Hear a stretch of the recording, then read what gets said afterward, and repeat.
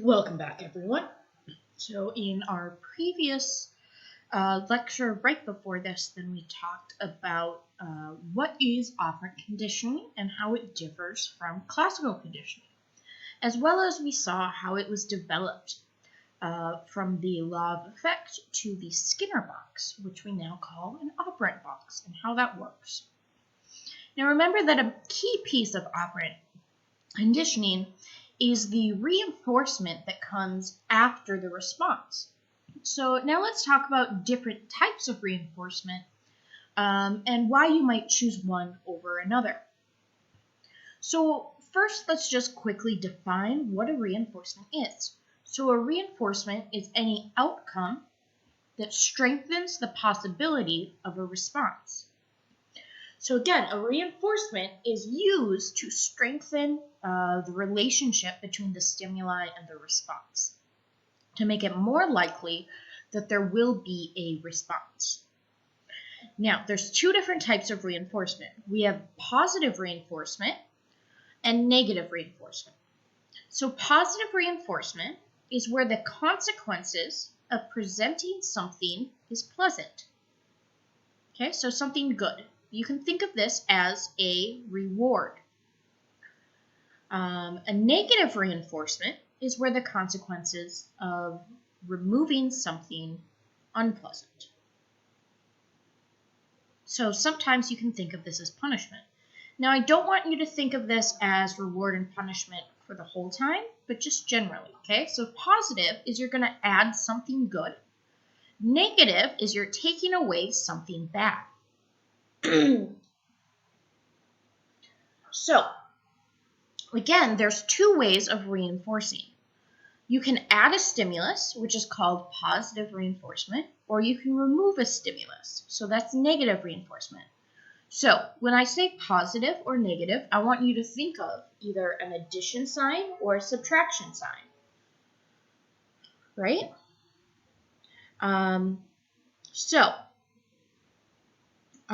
Let's have an example.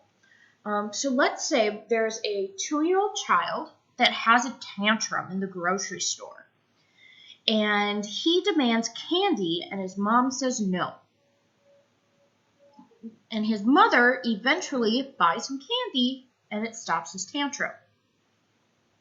Now, because of this, two different behaviors are likely to increase. Okay? And why? So, as a result, the mother is more likely to give him candy when he demands it and has a tantrum. In addition, the child is more likely to have a tantrum in the store because it results in receiving candy. Now, why is that, right? So, let's start with the mom. So, the mom doesn't want to give him candy. But when he does, then the kid stops tantrum. So for the mom, the response is stopping a tantrum, right? So that's a negative reward. You're removing the tantrum. So now, whenever the kid has a tantrum, the mom's just going to give him candy to make the tantrum stop. So that's negative reinforcement. The kid is reinforcing his mom by removing his tantrum. Right? So he's removing a stimulus. However, the mom is also changing the child's behavior because the mom added a stimulus. The mom added candy. So she positively reinforced his behavior by giving him candy. So the kid is now more likely to have a tantrum because he knows if he has a tantrum, he'll get candy. He'll get a stimulus. Does that make sense? So the kid will have a tantrum because it will add a stimulus of candy. The mom will give candy because it removes a stimulus of a tantrum. Okay, so that's how positive and negative work.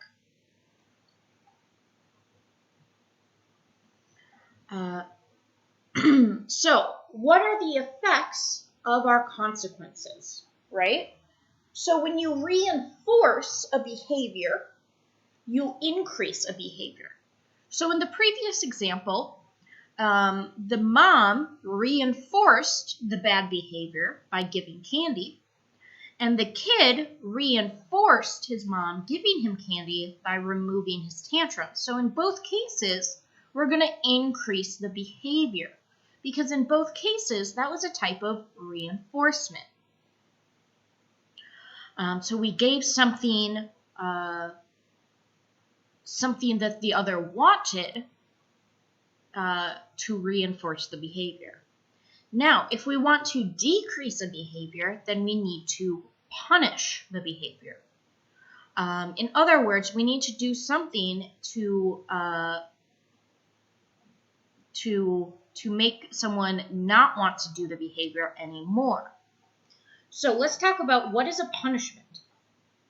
So a punishment is any outcome that weakens the possibility of a response. So this is anything that will make sure that a response doesn't happen again. Okay, so a positive punishment, okay, would be we're adding a stimulus to create a punishment. So we could present an unpleasant stimulus to an animal when a particular action is performed.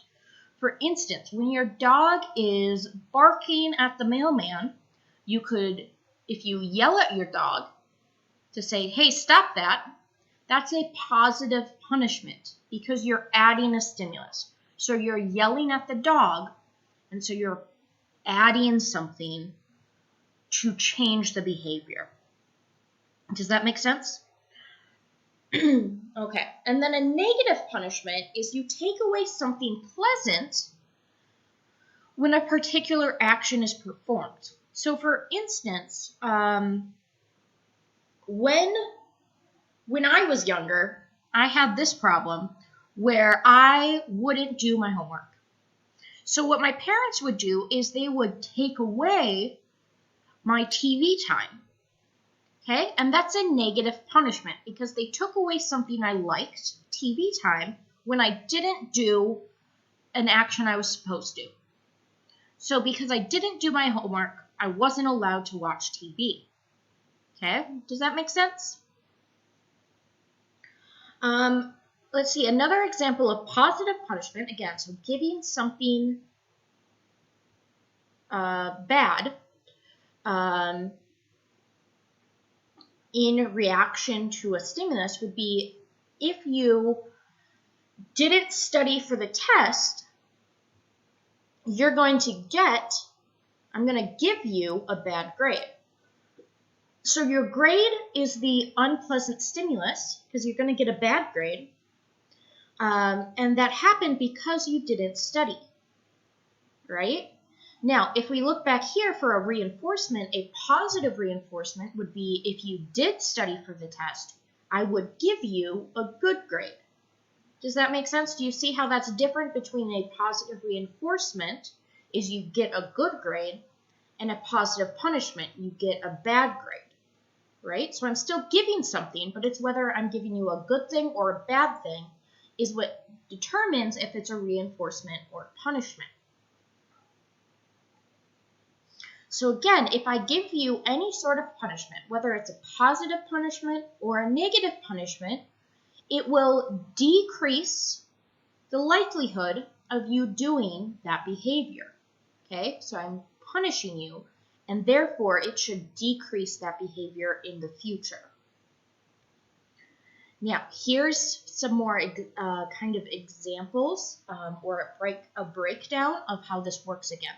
Okay, so procedure, you get a positive reinforcement.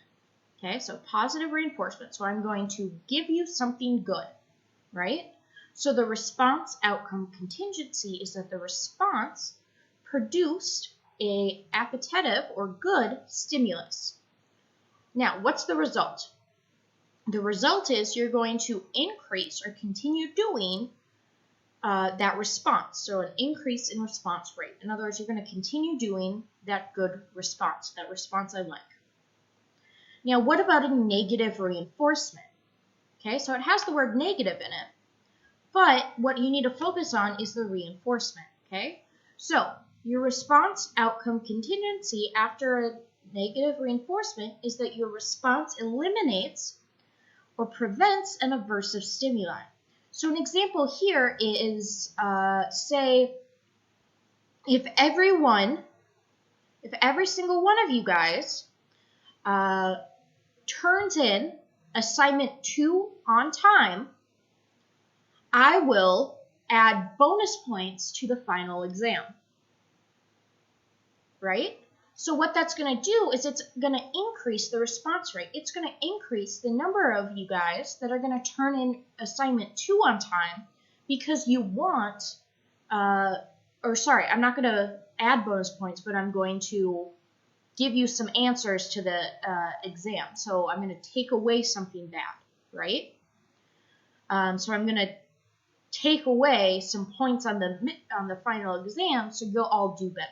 Right? So it's something you want, and by me removing something, it's something good. Does that make sense? Let's come up with a better example. I feel like that example was confusing. So another negative reinforcement. So let's say, let's say if you got straight A's in all of your classes for one term, then your parents are going to say you don't have to do your chores for a week. So they're going to take away an aversive stimulus. They're going to take away something that you don't like to do. So you don't like to do your chores, so they're like, okay, if you get straight A's, you don't have to do your chores. So that's a negative reinforcement. So you're more likely to get straight A's because you're going to try harder in order to prevent those aversive stimuli. Does that one make sense? I think that one was a better example. Okay, now let's talk about positive punishment. Now again, you need to focus on that this is a punishment, so we know that a punishment is going to decrease our rate of responding, and that since it's positive, then we're going to add a stimulus. So we're going to add something that will decrease our likelihood of doing a response. So another example, a positive punishment would be, not that I condone this, but if a toddler draws on the walls, then their mom will spank them. Okay, so they're aversive stimuli, so they're adding an aversive stimulus of spanking. And what it's going to do is it's going to decrease the likelihood of that toddler drawing on the walls again. So we're decreasing a behavior that we do not like by adding a negative stimulus, by adding an aversive stimulus. Right? And now we've got negative punishment, the last one.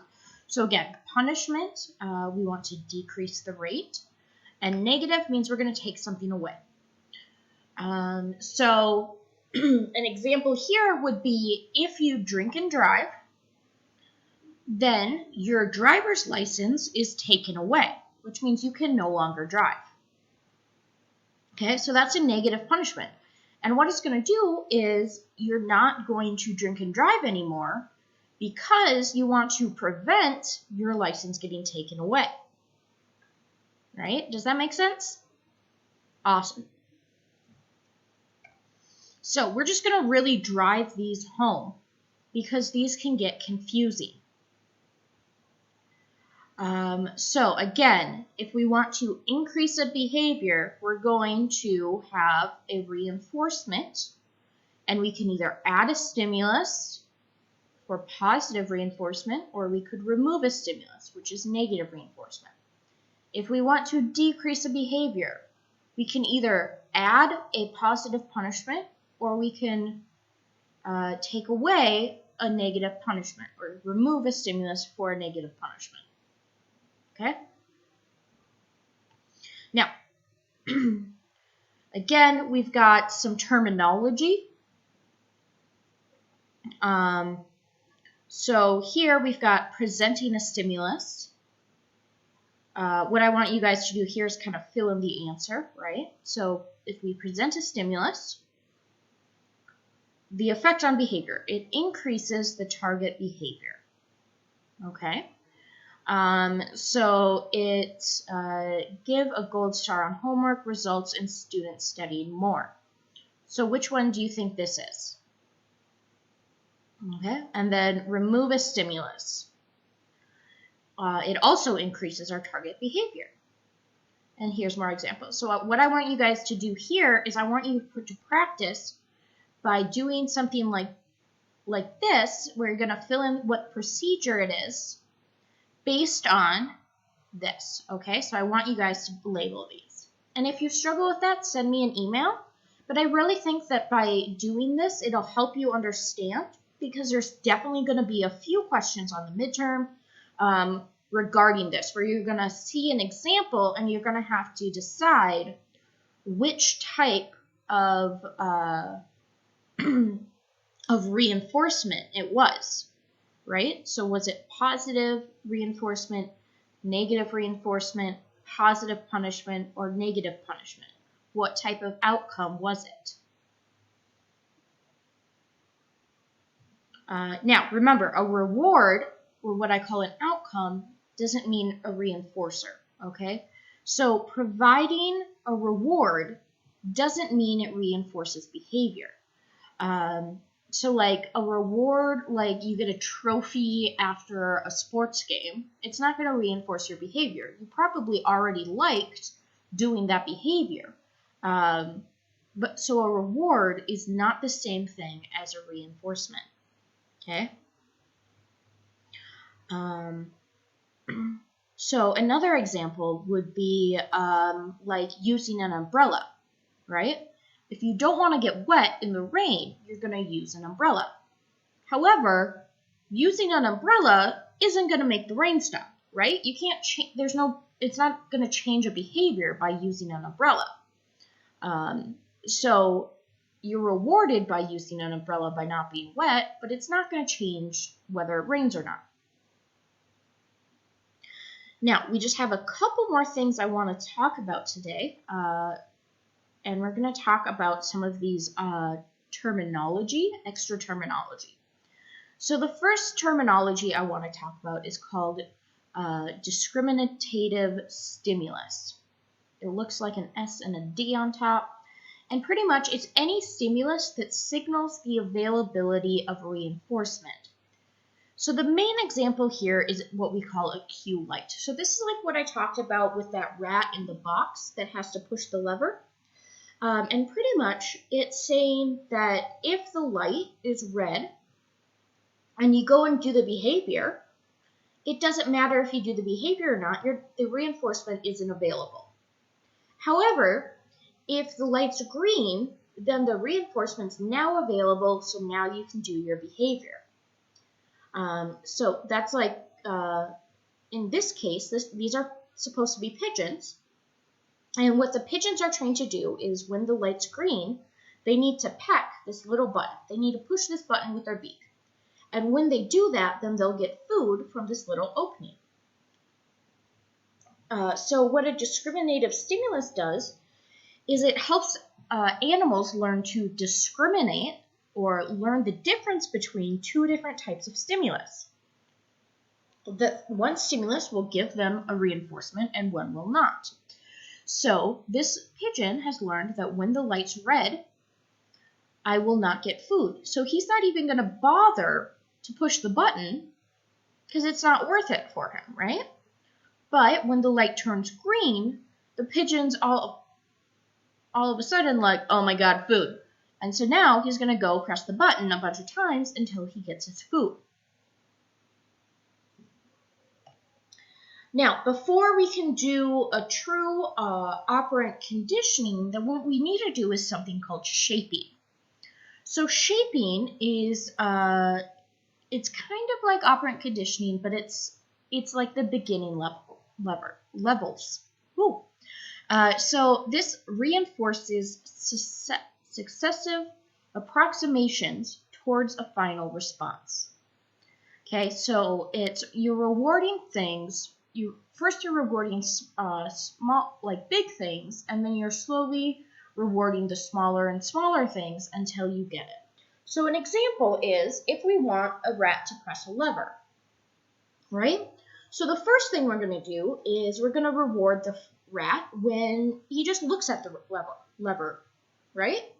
So we're training the rat to press the lever, and we're going to do this in small steps. So the first step is he gets rewarded when he looks at the lever.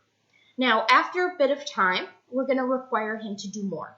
So now he's only going to get rewarded when he approaches it. So when he walks towards it, then he'll get rewarded. So now, if he's just standing far away from it and looking at it, he's not going to get rewarded anymore, because now he needs to actually approach the lever. And then once he successfully approaches the lever multiple times, then we're going to change it again. And now he only gets rewarded when he touches the lever. So now, just approaching the lever, no food. When he touches it, then he gets food. And then finally, again, once he can do this successfully for multiple times, so maybe that's for a day or even just an hour, when we think that, okay, he has learned that touching the lever will get him food, then we're going to move on to the next step. And this would be only when he actually applies pressure and presses the lever down. And only then will he get food. So through this, then he's going to learn first to just look at the lever, and this is going to create a positive association with the lever. And then we're going to move him on to level 2. So during level 2, he's actually learning two things. He's learning that he needs to approach the lever for food, and he's also learning that just looking at it is not good enough anymore. Okay, so you're slowly changing behavior over time until you get the response you want. And that's what shaping is. And then the last term you're going to need to know is what we call chaining. So chaining is a reinforcement, is where you reinforce each response with the opportunity to perform the next response. So it's pretty much developing a sequence of behaviors. So, for instance, with our rat, we've now shaped him to push the lever. So now maybe you want them to push a button, right? So now he knows how to press a lever. So now if you now put a button in his box, he's probably going to be able to figure out pretty quickly, okay, I probably need to press that new thing for food. And so you can continue to add new kind of response opportunities to him, and he'll learn it faster because this is chaining. So we're developing a sequence of behaviors. So in the next lecture, we're going to talk about different schedules of reinforcement as well as escape and avoidance. So that's it for today.